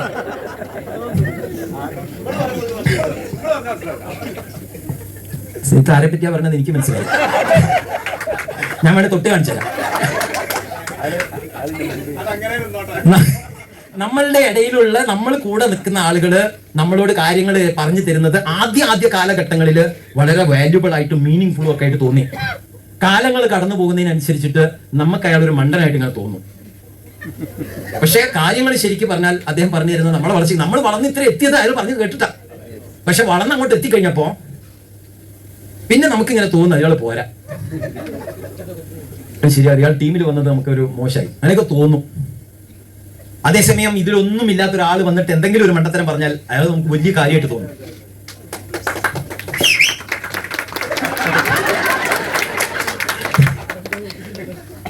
പണ്ടൊരാള് ഒരു ലിഫ്റ്റില്, ഒരു ഭാര്യയും ഭർത്താവും കൂടി ഒരു ലിഫ്റ്റിൽ ഇങ്ങനെ മേലോട്ട് ഇങ്ങനെ പോകാം. ഒരു ഫ്ലോറിൽ എത്തിക്കഴിഞ്ഞപ്പോൾ നല്ല സുന്ദരിയായ ഒരു പെൺകുട്ടി, ഒരു ചെറിയ ഡ്രസ്സൊക്കെ, ഡ്രസ്സ് ചെറുതായി പോകാണല്ലോ, ചെറിയൊരു ഡ്രസ്സൊക്കെ ആയിട്ട് ഇങ്ങനെ കയറി കഴിഞ്ഞു. മൂപ്പർക്കാണെങ്കിൽ ഭാര്യയുള്ളോട് നോക്കാൻ പറ്റുന്നില്ല. മൂപ്പരിങ്ങനെയാണ് നോക്കണ്ടേ, ആകെപ്പാട് നോക്കാതിരിക്കാനും പറ്റുന്നില്ല. ഇയാൾ അസുഖം ഭാര്യയ്ക്ക് മനസ്സിൽ, പെണ്ണുങ്ങൾ പെട്ടെന്ന് കാര്യം പെടുത്തുന്നുണ്ട്. എന്നെ ചോദിച്ചല്ലേ ഞാൻ പറഞ്ഞു. അപ്പോ മൂപ്പര് ഞാൻ നോക്കണ്ടോ, ഞാൻ ആകെപ്പാട് ഒരു കൺഫ്യൂഷൻ. അത് ആ സമയം അങ്ങനെ പറഞ്ഞു നിൽക്കുന്ന ലിഫ്റ്റല്ലേ, കടകടയിൽ നിന്ന് കയറിപ്പോല്ലേ. അപ്പൊ ഈ പെൺകുട്ടിക്ക് ഇറങ്ങേണ്ട ഫ്ലോർ എത്തി, അങ്ങോട്ട് ലിഫ്റ്റ് തുറന്നു. ഇത് തിരിഞ്ഞ് ഇയാളെ ചെകിട്ട ഒറ്റയടി. ഈ ഇറങ്ങിപ്പോന്ന പെൺകുട്ടി. ഇയാൾ അകപ്പാടെ തരിച്ചിക്കുക, നുള്ളുന്നോ? അതൊക്കെ മര്യാദയില്ല, നുള്ളി. ഇയാളാകെ നാണം കെട്ട്. ഭാര്യ ഇയാള് പറഞ്ഞു, ഇപ്പൊ നാണക്കേടായില്ലേ? ഭാര്യയോട് സത്യമായിട്ട് ഞാൻ നുള്ളിയിട്ടില്ല. അപ്പൊ ഭാര്യ പറഞ്ഞു, എനിക്കറിയാം നിങ്ങൾ നുള്ളിയില്ല, ഞാനാ നുള്ളിയത്. അല്ലടി, അതെന്തിനാ നീ അങ്ങനെ ചെയ്തത്? നിങ്ങളൊരു വല്ലാത്തൊരു നോട്ടവും നെട്ടും അതുകൂടി കണ്ട് നിങ്ങൾ ഇതൊന്നും ശരിയില്ല, നിങ്ങൾ ഞാനല്ലേ കൂടെ. എന്നാ പിന്നെ നിനക്കെന്നോട് പറയണ്ട. ഞാൻ പറഞ്ഞത് മനസ്സിലാവില്ല, ഓള് പറയുമ്പോ മനസ്സിലായില്ലേ?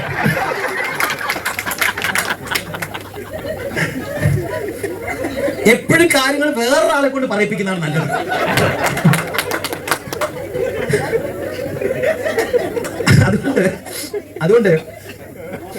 അതുകൊണ്ട് നോക്കുന്നല്ല, പുതിയ സ്ഥലങ്ങളിലേക്ക് ബിസിനസ് ഡെവലപ്പ് ചെയ്യണം. ലിഫ്റ്റിനുള്ളിൽ പുറത്തേക്ക് വന്നിട്ടില്ല, ലിഫ്റ്റിനുള്ളിൽ ഇരിക്കുക. ആ പെൺകുട്ടി ഇറങ്ങിപ്പോയി. പുതിയ സ്ഥലങ്ങളിലേക്ക് ബിസിനസ് ഡെവലപ്പ് ചെയ്യണം, അതാണ് നമ്മളുടെ പോയിന്റ്. ലിഫ്റ്റ് പുതിയ സ്ഥലങ്ങളിലേക്ക് നമ്മൾ ബിസിനസ് ഡെവലപ്പ് ചെയ്യുമ്പോൾ നമ്മൾ അവിടെ തേർഡ് പാർട്ടിയോ നമ്മൾ പറയുന്നത് കൂടുതൽ അംഗീകരിക്കാനും കൂടുതൽ ഫാസ്റ്റ് ആയിട്ട് നമുക്ക് ബിസിനസ് ഗ്രോ ചെയ്യാനും അത് ഹെൽപ്ഫുൾ ആവും. ഓക്കെ, അപ്പം ഇപ്പം ഉള്ള സ്ഥലത്ത് മാത്രം ചുറ്റിക്കറങ്ങുന്ന ആൾക്കാർ കുറച്ചും കൂടി ബിസിനസ് എക്സ്പാൻഡ് ചെയ്യാൻ വേണ്ടി ശ്രമിക്കണം. അതിന് നമ്മൾ ഫീൽഡിലേക്ക് ഇറങ്ങണം. കൂടുതൽ ഹോം മീറ്റിംഗ്സ്. കഴിഞ്ഞ ഒരു 4-5 മാസത്തെ ലിസ്റ്റ് എടുക്കുക. പുതിയ ജോയിനിങ്സ് എവിടെ കിട്ടും? കഴിഞ്ഞ ഒരു 3-4 മാസത്തെ പുതിയ ജോയിനിങ്സ്. പർച്ചേസർ ഇൻ യുവർ ഗ്രൂപ്പ് പോയിട്ട് ഡേറ്റ് അവിടെ കൊടുത്തു കഴിഞ്ഞാൽ കഴിഞ്ഞ 4 മാസത്തെ ഡേറ്റ് അവിടെ കൊടുത്തു കഴിഞ്ഞാൽ ലിസ്റ്റ് കിട്ടും. ആ ലിസ്റ്റിലുള്ള ആളുകളെ വിളിക്കുക, അവരെ നേരിട്ട് ഫോൺ ചെയ്യാം. അവർ പുതിയ സ്ഥലങ്ങളിലുള്ള ആൾക്കാരായിരിക്കും. നമ്മൾ പുതിയ സ്ഥലങ്ങൾ തേടി പോകേണ്ട ആവശ്യമില്ല. നമ്മുടെ ടീമിൽ തന്നെ ഉണ്ട്, ജോയിനിങ്സ് നടക്കുന്നുണ്ട്, പക്ഷെ അവരെ നമ്മൾ വിളിക്കുന്നില്ല. അപ്പൊ ഇന്ന് തന്നെ purchaser in your group list എടുക്കുക. കഴിഞ്ഞ 4-5-6 മാസം കൊണ്ട് ജോയിൻ ചെയ്ത ആളുകളുടെ ലിസ്റ്റ് എടുത്തിട്ട് അത് എടുക്കാൻ അറിയില്ലെങ്കിൽ അപ്ലൈൻ ലീഡേഴ്സുമായിട്ട് കൺസൾട്ട് ചെയ്ത് അവർ guide. Okay, purchaser in your ഗ്രൂപ്പിൽ ഫുൾ ലിസ്റ്റ് കിട്ടും. അവരെ വിളിക്കുക, പുതിയ ഏരിയകളിലേക്ക് നമ്മുടെ ബിസിനസ് ഗ്രോ ചെയ്യാം. Expand your business by upgrading the existing ABs, associate buyers. ഇപ്പൊ വാങ്ങിക്കൊണ്ടിരിക്കുന്ന PV 1500 ആണെങ്കിൽ, ഇപ്പൊ നിങ്ങൾ പേൾ എന്ന് പറയുന്ന അച്ചീവ്മെന്റിലാണെങ്കിൽ, ആ 1500 ചെയ്യുന്ന ആളെ 2500 ചെയ്യിക്കാൻ വേണ്ടി പ്രേരിപ്പിച്ചാൽ, പറഞ്ഞു കൊടുത്താൽ, നമ്മളുടെ 15 ലക്ഷം 25 ലക്ഷത്തിലേക്ക് കയറും. അതേ 1000 പേര്, കൂടുതൽ ആൾക്കാരുടെ ഒന്നും ആവശ്യമില്ല. അതേ ആൾക്കാരെ കൊണ്ട് നമ്മൾ 5000 PV ചെയ്യാനുള്ള പ്രചോദനം കൊടുത്താൽ നമ്മൾ ടേൺ ഓവർ 50 ലക്ഷത്തിലേക്ക് എത്തും. എമറാൾഡ് അച്ചീവ്മെന്റിലേക്ക് വരാം, അല്ലേ? അങ്ങനെ നമുക്ക് നമ്മളുടെ പിൻ ലെവൽസ് കേട്ടാൻ നമ്മളെ എക്സിസ്റ്റിംഗ് ടീം മെമ്പേഴ്സിനെ ഒന്ന് അപ്ഗ്രേഡ് ചെയ്താൽ മതി. അവരുടെ പർച്ചേസിനെ ഒന്ന് അപ്ഗ്രേഡ് ചെയ്താൽ മതി. 1500 നിന്ന് 2500, 2500 നിന്ന് 5000 പേര് തന്നെ ഉള്ളൂ, പക്ഷെ അവരുടെ പർച്ചേസ് അപ്ഗ്രേഡ് ചെയ്യിക്കാം. ഇതെല്ലാം നമുക്ക് നമ്മളുടെ പർച്ചേസർ ഇൻ യുവർ ഗ്രൂപ്പിൽ കിട്ടും. ടീം ടേൺ ഓവർ എത്ര 1500 ചെയ്യുന്ന ആളുടെ ലിസ്റ്റ് കിട്ടും, 2500 ചെയ്യുന്ന ആളുകളുടെ ലിസ്റ്റ് കിട്ടും. അവരെ വിളിക്കണം. ഇതെന്താ മാഷെ കുറെ നാളായിട്ട് 1500 ആണല്ലോ ചെയ്യുന്നത്, 2500ലേക്ക് കയറ്റും. അപ്പൊ ഒന്ന് അവരുടെ കൂടെ ഒന്ന് വർക്ക് ചെയ്യേണ്ടി വരും, കുറച്ചൊരു കൗൺസിലിംഗ് കൊടുക്കേണ്ടി വരും. അങ്ങനെ ചെയ്തു കഴിഞ്ഞാൽ നമുക്ക് ഇന്നത്തെ പേൾ ലെവലിനെ എമറാൾഡ് ലെവലിലേക്ക് ഇപ്പമുള്ള പ്രസന്റ് നിങ്ങളുടെ ടീമിലുള്ള ആളുകളെ വെച്ച് തന്നെ നമുക്ക് എമറാൾഡിലേക്ക് കയറാം. റൈറ്റ്. 4ാമത്തെ കാര്യം, നമ്മുടെ ടീമില് RCMൽ വന്നതിന് ശേഷം കുറെ ആളുകൾ ഇനാക്റ്റീവ് ആയിട്ടുണ്ട്. ഉണ്ടോ ഇല്ലയോ? എല്ലാവരും പർച്ചേസ് ചെയ്യുന്നുണ്ടോ? ഇല്ല. അവർക്ക് RCMന്റെ പ്രോഡക്റ്റ് വേണ്ടാത്തതുകൊണ്ടാണോ? ആരോഗ്യം വേണ്ടാത്തതുകൊണ്ടാണോ? അല്ല, അവർക്ക് പ്രോപ്പർ ആയിട്ടുള്ള എന്ത് കിട്ടിയിട്ടില്ല? കൗൺസിലിംഗ്. അപ്പൊ നമ്മുടെ ടീമിൽ ഇനാക്റ്റീവ് ആയിട്ട് കിടക്കുന്ന ആളുകൾ എന്താ ചെയ്യണ്ടേ? കൗൺസിലിംഗ് ചെയ്യണം. നമ്മളെ പ്രോഡക്റ്റുകൾ പറഞ്ഞു കൊടുക്കണം. ഏതെങ്കിലും പിക്കപ്പ് സെന്ററിലേക്ക് വിളിക്കണം. ഒന്നെങ്കിൽ വീട്ടിൽ പോയിട്ട് കുറെ പ്രോഡക്റ്റുകൾ കാണിച്ചു കൊടുക്കുക. അവരുടെ വീട്ടിൽ പോയിട്ട് അവരുടെ ബോഡി സ്കാനിങ് ചെയ്യുക. എന്തെങ്കിലും പ്രോഡക്റ്റുകളുടെ ഡെമോൺസ്ട്രേഷൻ, ക്വാളിറ്റി ഡെമോൺസ്ട്രേഷൻസ് കാണിച്ചു കൊടുക്കുക. ഇനാക്റ്റീവ് ആയിട്ടുള്ള ആളുകളുടെ ലിസ്റ്റ് അവിടെ കിട്ടും. ഇതേ പർച്ചേസർ ഇൻ യുവർ ഗ്രൂപ്പിൽ കിട്ടും. അപ്പോ പുതിയതായിട്ട് ജോയിൻ ചെയ്ത ആളുകളുടെ ലിസ്റ്റ് കിട്ടും, സ്ഥിരമായിട്ട് പർച്ചേസ് ചെയ്യുന്ന ആളുകളുടെ ലിസ്റ്റ് കിട്ടും, പർച്ചേസ് ചെയ്യാത്ത ആളുകളുടെ ലിസ്റ്റും കിട്ടും.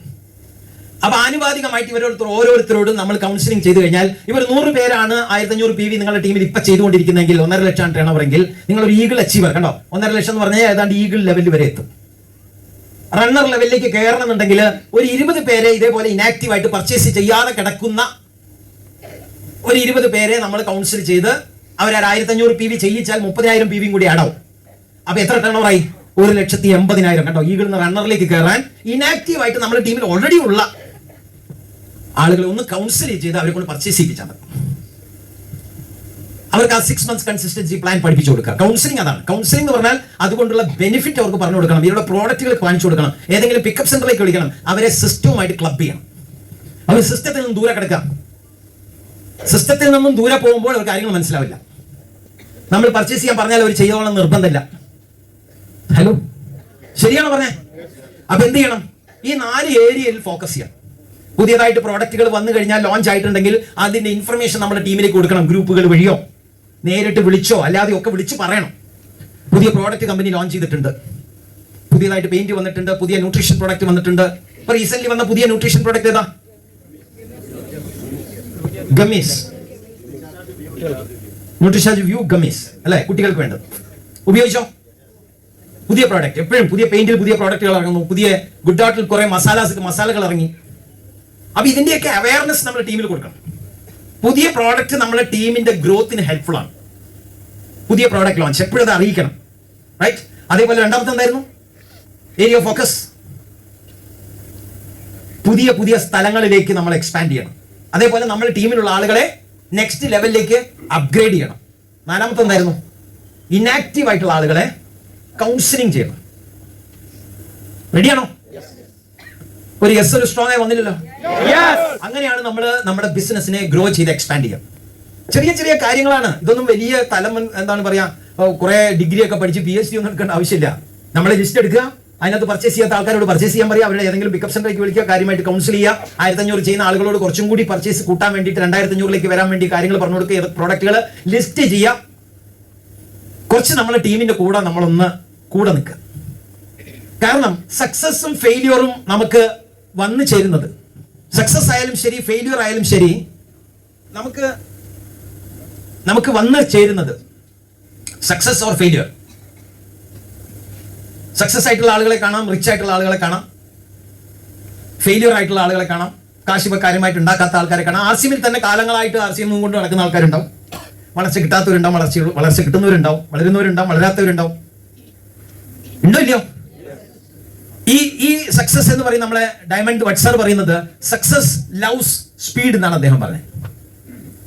നമ്മൾ എത്ര സ്പീഡ് അല്ലെങ്കിൽ എത്ര ഫാസ്റ്റ് ആയിട്ട് ബിൽഡ് ചെയ്യുന്നു, അതാണ് പോലും ഒരാളുടെ ജീവിതത്തിലെ സക്സസും ഫെയിലിയറും തീരുമാനിക്കുന്നത്. അതായത് ഞാൻ RCMന്റെ ഒരു പ്ലാൻ കേട്ടു, എത്ര പെട്ടെന്ന് ഞാൻ തീരുമാനം എടുക്കുന്നു, എത്ര പെട്ടെന്ന് ഞാൻ അത് ആരംഭിക്കുന്നു, അതിന്റെ അടിസ്ഥാനത്തിലാണ് എന്റെ കൂടെ വരുന്ന ആളുകൾ തീരുമാനങ്ങൾ എടുക്കുക.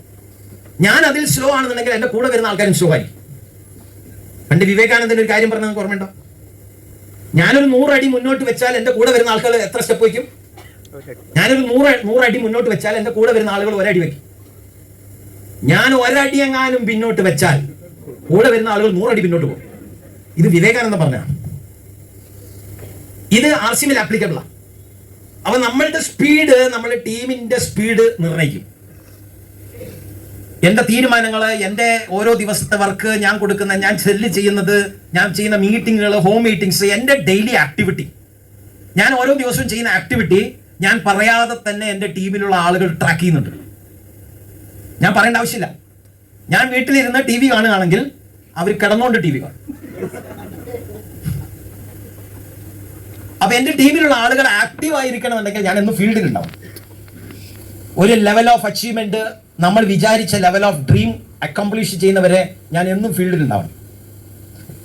അതിന് നമ്മൾ ഫാസ്റ്റ് എന്ന് പറഞ്ഞ് ചെയ്താൽ അതിന് നമുക്ക് അതിന്റെ FAST ഫാസ്റ്റിൽ ഫസ്റ്റ് F എന്താണ്? ഫോക്കസ്.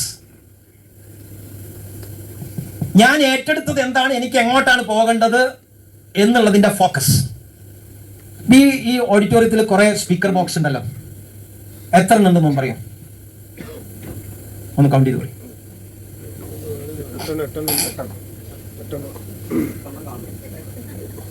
8 നിങ്ങൾ ആ സ്പീക്കർ ബോക്സ് കൗണ്ട് ചെയ്ത സമയത്ത് അതിന്റെ തൊട്ടടുത്ത് ലൈറ്റ് ഉണ്ടായിരുന്നു, അത് കൗണ്ട് ചെയ്തോ? അതിനാണ് ഫോക്കസ് എന്ന് പറയുന്നത്. നമ്മൾ ആ സ്പീക്കറിലേക്ക് ഫോക്കസ് ചെയ്തപ്പോൾ നമ്മളെ സ്പീക്കറെ കണ്ടുള്ളൂ. ഹലോ, നമ്മളെ സ്പീക്കറെ കണ്ട, അതിന്റെ തൊട്ടടുത്തുള്ള ലൈറ്റ് കണ്ടില്ല. ഇതിനാണ് നമ്മൾ ഫോക്കസ് എന്ന് പറയുന്നത്. നമ്മൾ RCMൽ എന്തെങ്കിലും ഒന്ന് അച്ചീവ് ചെയ്യാൻ പോകുമ്പോൾ അതിനെ നമ്മൾ ഫോക്കസ് ചെയ്ത് കഴിഞ്ഞാൽ പിന്നെ നമുക്ക് വേറെ ഒന്നും കാണൂല. പിന്നെ ഫെസ്റ്റിവൽ കാണൂല, വീട്ടുകൂടൽ കാണൂല, ഹൗസ് വാമിങ് കാണൂല, എന്താണ് പിന്നെന്താ, ആ ടൂർ കാണൂല. ചിലപ്പോൾ ഭാര്യമാര് വരെ കാണാൻ പറ്റാതെയൊക്കെ പോകാറ്. ചില സമയത്ത് ചില പ്രോഗ്രാമിലൊക്കെ ആവുന്ന സമയത്ത് വിളിച്ചു ചോദിക്കുക, ഇന്ന് നിങ്ങൾ വെഡിങ് ആനിവേഴ്സറി ആണെന്നറിയില്ല. ഞാൻ പറഞ്ഞു, ഇപ്പൊ വന്നതിന് ശേഷം നമുക്ക് വെഡിങ് ആനിവേഴ്സറി ആഘോഷിക്കാം. ഓണം, വിഷു ഈ സമയത്തൊക്കെ ഞാൻ എവിടെയെങ്കിലും ആന്ധ്രയിലോ ഓണമൊന്നും കാണുന്നില്ല. എന്റെ ഫോക്കസ് ഫുള്ളി ആവശ്യമായിരുന്നു.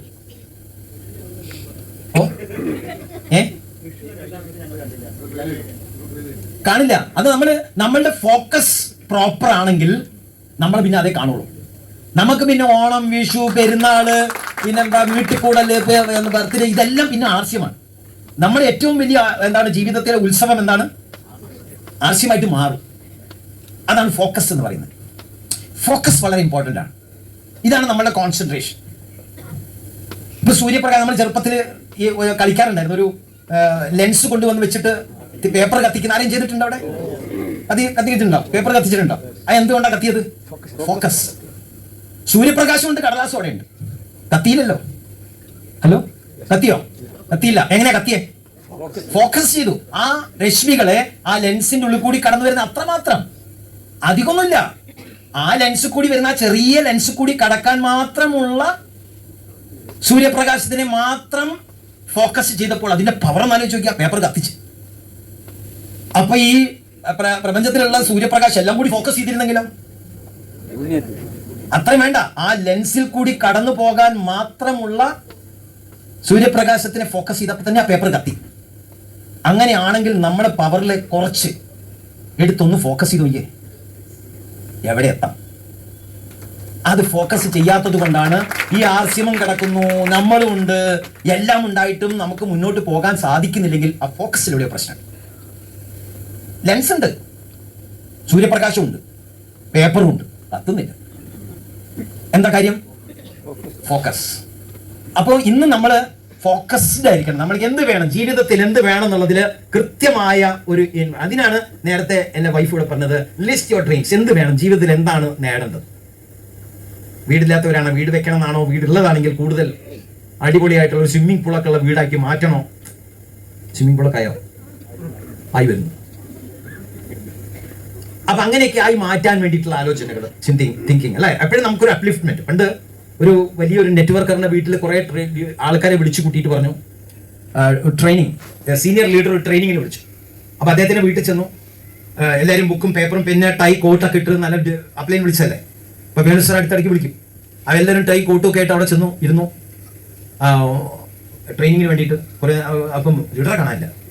കുറച്ച് കഴിഞ്ഞപ്പോൾ ഒരു അറ്റൻഡർ കൊണ്ട് കയറി വന്നു, പറഞ്ഞു ലീഡർ വിളിക്കുന്നുണ്ട്, താഴെ സ്വിമ്മിംഗ് പൂളിലുണ്ട്, അങ്ങോട്ട് ചെല്ലാൻ പറഞ്ഞു. അപ്പൊ എല്ലാവരും അങ്ങോട്ട് സ്വിമ്മിംഗ് പൂളിലേക്ക് ചെന്നപ്പോൾ ലീഡർ വെള്ളത്തിനുള്ളിലാണ്. പറഞ്ഞു എല്ലാവരും ഡ്രസ്സൊക്കെ കഴിയുമ്പോൾ നിങ്ങളുടെ ടൈം കൊട്ടൊക്കെ എല്ലാവരും റിമൂവ് ചെയ്താൽ വെള്ളത്തിലേക്ക് ചാടാൻ പറഞ്ഞു. അങ്ങനെ എല്ലാവരും സ്വിമ്മിംഗ് പൂളിലേക്ക് ഇറങ്ങി. അപ്പൊ ഇത് കഴിഞ്ഞിട്ടായിരിക്കും ട്രെയിനിങ്.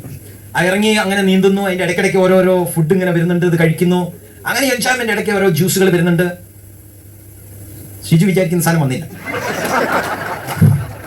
അങ്ങനെ ഡ്രിങ്ക്സ് ഒക്കെ വരുന്നുണ്ട്. അങ്ങനെ എല്ലാവരും കൂടി അങ്ങനെ ഭയങ്കര എൻജോയ്മെന്റ്, അങ്ങനെ നല്ല അടിപൊളിയായിട്ട് നടക്കുന്നു. എപ്പോഴും ട്രെയിനിങ് ഒരു 2-3 മണിക്കൂറൊക്കെ കഴിഞ്ഞു. അപ്പൊ എല്ലാവരും കയറിക്കോളൂ, ഡ്രസ്. അപ്പൊ എല്ലാവരും ഡ്രസ് ചെയ്തു, ടൈം കിട്ടു, പിന്നെയും ബുക്കും പിന്നെ വിടും. ഇപ്പോഴൊക്കെ ട്രെയിനിങ് ഈസ് ഓവർ. ഇതാണ് ട്രെയിനിങ്. എന്റെ പൊസിഷനിലേക്ക് നിങ്ങൾ വന്നാൽ ഇതായിരിക്കും ഒരു ടെൻഷനും ഇല്ലാത്ത ലൈഫ്. ആ ലെവലിലേക്ക് വരണം. ഹലോ, ആ ലെവലിലേക്ക് വന്നാൽ നിങ്ങളുടെ ജീവിതം എങ്ങനെയായിരിക്കും? ഇപ്പോഴത്തെ ജീവിതം എങ്ങനെയാ? വീക്കെൻഡിന് വേണ്ടിയിട്ട് ടെൻഷൻ അടിച്ച് തിങ്കളാഴ്ചയും ഏറ്റവും കൂടുതൽ മരണം നടക്കുന്നത് എന്താണെന്നറിയോ? ഏറ്റവും കൂടുതൽ ഹാർട്ട് അറ്റാക്സ്